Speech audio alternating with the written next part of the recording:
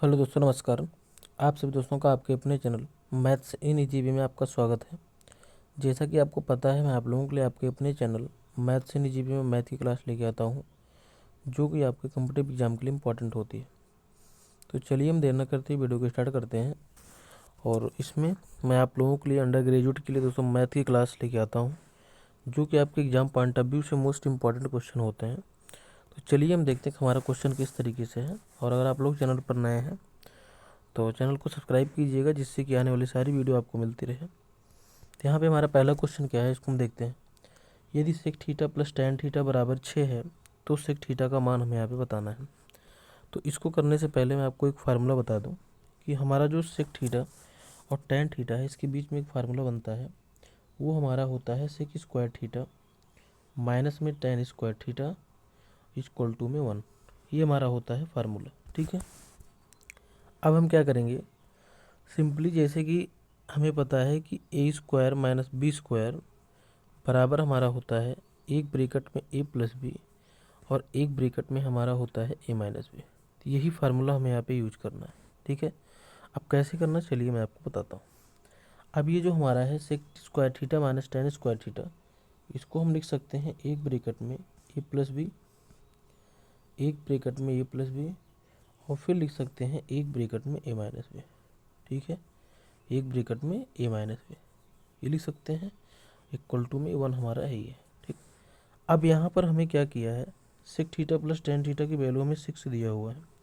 तो अगर इसके प्लस पे हम 6 रख लेंगे इसके, तो ये उधर जाके क्या करेगा, डिवाइड करेगा। मतलब कि सेक थीटा माइनस में टैन थीटा इक्वल टू हमारे पास जो बचेगा 6 इधर आके भाग करेगा तो 1/6 बना लेगा, ठीक है। मतलब कि ये बना sec theta minus tan theta equal to 1/6। अब इसको यहाँ पे हम लिखते हैं। अब समझिएगा इसको ध्यान से। जैसे मेरे पास एक वैल्यू मिली sec theta plus tan theta equal to 6 है, और एक वैल्यू हमें यहाँ पे हमने निकाला sec theta minus tan theta, sec theta minus tan theta equal to 1/6। ये निकल के आया। हमें वैल्यू किसकी निकालनी है, हमें वैल्यू निकालनी है सेक थीटा की। तो इन दोनों इक्वेशन को, एक ये वाला और एक ये वाला, दोनों को हम ऐड कर देंगे तो टैन से टैन कैंसिल हो जाएगा और सेक थीटा बना लेगा 2 सेक थीटा। तो इसको हम लिख लिए 2 सेक थीटा इक्वल टू, अब दोनों को अगर हम ऐड करते हैं तो इस 6 में 1/6 ऐड होगा, ठीक है। तो इसको हम लिखेंगे 6 प्लस 1/6, ठीक। अब यहाँ पे ये बना लेगा 6 6 36 137/6, कितना 37/6। यहाँ पे हम क्या लिखेंगे 2 sec theta, 2 sec theta equal to 37/6, ये हो गया। अब 2 यहाँ पे क्या करेगा, 2 यहाँ पे करेगा मल्टीप्लाई, इधर आके करेगा डिवाइड। तो 2 जब डिवाइड करेगा तो 2a1/2 इसको 1a बन जाएगा मल्टीप्लाई में, ठीक है। अब 37 बन जाए 37 और 6 2 12, ये हमारा हो गया 37/12। इस क्वेश्चन का बिल्कुल राइट आंसर यहाँ से हो जाएगा। इसी के साथ हम आगे चलते हैं। अगला क्वेश्चन क्या है, इसको देखते हैं। ये हमारा हाइट एंड डिस्टेंस का क्वेश्चन है, यानी कि ऊंचाई दूरी का। समतल भूमि पर बिंदु P से एक टावर के शीर्ष का उन्नयन कोण 30 अंश है। यदि टावर 100 मीटर ऊंचा है तो टावर के आधार से बिंदु P की दूरी हमें यहाँ पे बतानी है। कैसे करना, चलिए पहले इसको मैं फिगर बनाता हूँ। जैसे कि आपको पता है कि जो हमारा ट्रिग्नोमेट्री है वो हमेशा राइट एंगल ट्रायंगल पे काम करती है, ठीक है। ये मेरा है, ये फिगर है। इसमें बोला क्या है ये मैं आपको बताता हूँ। इसमें बोला है समतल भूमि पर बिंदु P से एक टावर के शीर्ष का, मतलब ये बिंदु P हमारा ये है। टावर का उन्नयन कोण, मतलब ये हमारा 30 डिग्री दिया हुआ है, ठीक है। ये हमारा 30 डिग्री दिया है। और टावर 100 मीटर ऊंचा है, इसको हमें दिया है 100 मीटर, ये हमें दिया है 100 मीटर, ठीक है। अब इसके बाद टावर के आधार से बिंदु P की दूरी हमें बताना है। ये दूरी बतानी, ये वाली ये दूरी हमें बतानी है। इसको हमने x मान लिया, ठीक है।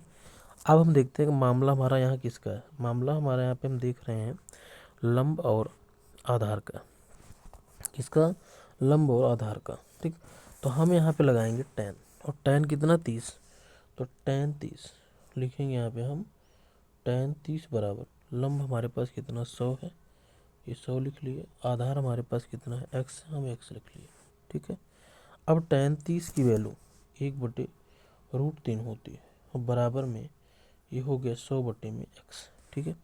अब x की वैल्यू हमारी जो निकल के आएगी क्रॉस मल्टीप्लाई करके x इक्वल टू 100√3 मीटर, इस क्वेश्चन का हमारा बिल्कुल राइट आंसर यहाँ से हो जाएगा। कितना हो जाएगा? 100√3 मीटर, इसका बिल्कुल राइट आंसर यहाँ से हो जाएगा। इसी के साथ हम आगे चलते हैं। अगला क्वेश्चन क्या है, चलिए इसको देखते हैं। यहाँ पे सिंपली देखिए, पहली चीज़ ये हमारा है त्रिभुज का क्वेश्चन। उस त्रिभुज का क्षेत्रफल सेंटीमीटर में क्या है, जिसकी भुजाएं 3 में सेंटीमीटर, 4 सेंटीमीटर और 5 सेंटीमीटर है। अब ये देखिए, समझिएगा ध्यान से। जैसे हमारे पास यहाँ पे मान लीजिए त्रिभुज दिया है, ठीक है, त्रिभुज की भुजा हमें दी गई है, ठीक। तो त्रिभुज का ये जो क्षेत्रफल निकलेगा दो तरीके से निकलेगा। पहला फार्मूला हमारा है S minus A, S minus B, S minus C, ठीक है। ये एक फार्मूला तो ये है, और दूसरा फार्मूला हमारा जो है ये हमारा है हाफ बेस इंटू हाइट। एक फार्मूला ये है, ठीक है। अब कहाँ कौन सा फार्मूला यूज करना है पहले मैं आपको इसको बता देता हूँ। जैसे मान लीजिए अगर हमें ट्रायंगल का कोई शेप नहीं पता, यानी कि उसका आकार नहीं पता कैसा है, तो यहाँ पे हम इस फार्मूले को लगा देंगे, ठीक है। अब इसमें कौन है क्या, इसको बता देता हूँ। ए जो है पहली साइड, बी दूसरी साइड, सी तीसरी साइड, मतलब ए बी सी साइड है। और यस जो है ये हमारा सेमी पेरीमीटर है। सेमी पेरीमीटर मतलब होता है अर्ध परिमाप। इसका फार्मूला होता है ए प्लस बी प्लस सी पूरे का बाई 2, मतलब तीनों साइड का ये हमारा क्या है, ये औसत है, ठीक है। तो इसमें अगर कोई हमें आकार नहीं पता तो हम इस फार्मूले का यूज करेंगे। और इसका तो कब यूज करेंगे, जब हमारा ट्रायंगल राइट एंगल होगा। क्या होगा? Right angle triangle. अब कैसे जानेंगे इसको, सब चलिए हम आपको बताते हैं। जैसे हमारे पास है 3, 4 और 5, ठीक है। अब यहाँ पे अगर आप ट्रिपलेट पढ़ रहे होंगे तो आपको याद होगा कि 3, 4, 5 का ट्रिपलेट होता है। राइट एंगल ट्रायंगल क्या होता है, क्या कहता है, जो सबसे बड़ी वाली साइड है इसका स्क्वायर करो, तो ये मिल गया 25। और जो दोनों छोटी वाली साइडें हैं इनका भी स्क्वायर करके ऐड कर दो, स्क्वायर करके ऐड कर दो। अगर इनका स्क्वायर करके ऐड करने पे बड़ी वाली साइड की स्क्वायर के बराबर आता है, तो कहने का मतलब ये हमारा क्या है, राइट एंगल ट्रायंगल है, यानी कि समकोण त्रिभुज है, ठीक। अब हमें यहाँ पे मिल गया समकोण त्रिभुज। क्या मिल गया? समकोण त्रिभुज। तो अगर समकोण त्रिभुज है तो यहाँ पे हम हाफ बेस इंटू हाइट यहाँ पे लगा सकते हैं आराम से।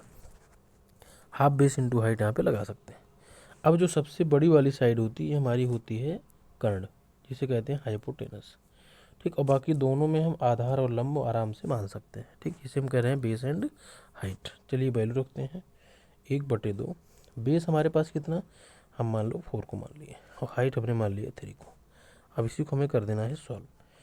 2 2 जा 4, 2 दूनी 4 और 2 3 6, मतलब कि ये 6 सेंटीमीटर स्क्वायर हमारा इस क्वेश्चन का बिल्कुल राइट आंसर यहाँ से हो जाएगा। इसी के साथ हमारा अगला क्वेश्चन, इसको देखते हैं। इसमें क्या है, इसमें यहाँ पे कह रहा है इस क्वेश्चन में किसी संख्या में 18 जोड़ने पर प्राप्त संख्या मूल संख्या की 112 सही 1/2% हो जाती है। नई संख्या यहाँ पे क्या है, हमें ये बताना है, ठीक है। एक संख्या में समझिएगा ध्यान से, एक कोई संख्या है, ये मान लिए, इसमें 18 जोड़ने पर 18 हम जोड़ दिए। अब कह रहा है ये जो वैल्यू है ये वाली, ये मूल संख्या की, यानी कि मूल संख्या मतलब x की 122 सही 1/2% है। मतलब कि 2 दूनी 4, 2 दूनी 4, 2 1 244, एक जुड़ जाएगा 245। 245 बटे में 2, ठीक है, ये हो जाएगा। इसके बाद परसेंट है, परसेंट मतलब भाग होता है, और भाग को जब गुणे में चेंज करेंगे, तो हमारा हो जाएगा 1/100, 1/100। बस इसी को हमें कर लेना है सॉल्व, ठीक है। इसको आप सॉल्व करेंगे तो यहाँ से आपको जो है वैल्यू एक्स वाली जो आएगी वो हमारा इसका आंसर यहाँ से बन जाएगा, ठीक है। इसी के साथ हम आगे चलते हैं। अगला क्वेश्चन क्या है, इसको देखते हैं। इसमें कह रहा है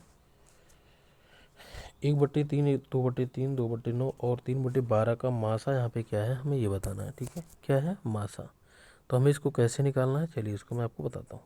जैसे मासा अगर बोल रहा है तो इसके ऊपर वाली वैल्यू, यानी कि इसका जो अंश है इसका पूरे का मासा निकालना है, और नीचे वाले का हमें लासा निकालना है, ठीक है। तो कैसे निकालेंगे, चलिए इसको हम यहाँ पे देखते हैं, ठीक है।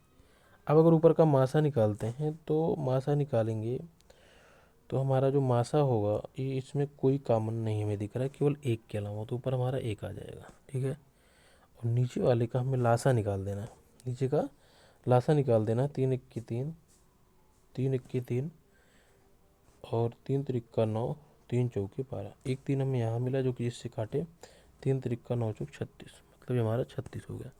1/36 इस क्वेश्चन का बिल्कुल राइट आंसर यहाँ से हो जाएगा। तो आज के लिए इतना ही। बाकी इसी प्रकार की वीडियो पाने के लिए चैनल को सब्सक्राइब करें। नमस्कार।